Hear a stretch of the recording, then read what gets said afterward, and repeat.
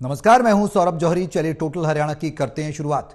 वाराणसी में हुई सीबीएसई की राष्ट्रीय स्तर की शॉटपुट प्रतियोगिता में पानीपत के युवराज ने गोल्ड मेडल जीता। युवराज की इस उपलब्धि पर पूरा गांव झूम रहा है। वापस घर आने पर युवराज का नीरज चोपड़ा जैसा स्वागत किया गया।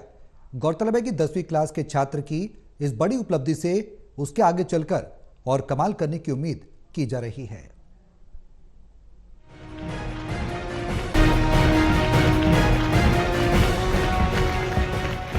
सीबीएसई स्कूल्स अपनी पढ़ाई और स्टैंडर्ड के लिए ही नहीं जाने जाते, खेलों में भी इनका कंपटीशन हमेशा मायने रखता है।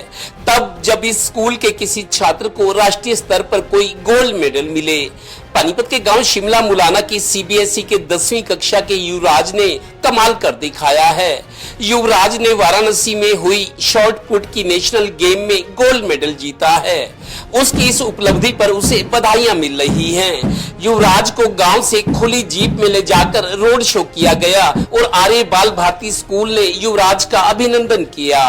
बहुत अच्छा लग रहा है। ये मेरा पहला नेशनल मेडल है, जिसके लिए मेरे को इतनी ज़्यादा खुशी हो रही है और सम्मान मिल रहा है। इसके लिए बस इतने। आगे तो अभी रिकॉर्ड के लिए तैयारी करूँगा, अंडर 17 शॉट पुट नेशनल के लिए, इंटरनेशनल लेवल के लिए कॉम्पिटिशन्स वगैरह के। ये Yuvraj Singh under 14 shot put में सीबीएसई नेशनल में वाराणसी में प्रथम स्थान प्राप्त करके आया है।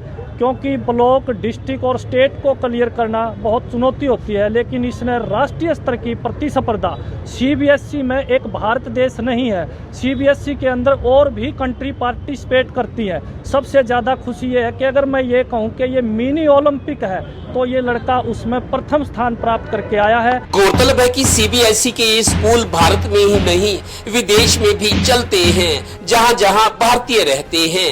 इसलिए इन गेम्स की अंतर्राष्ट्रीय स्तर पर मान्यता होती है।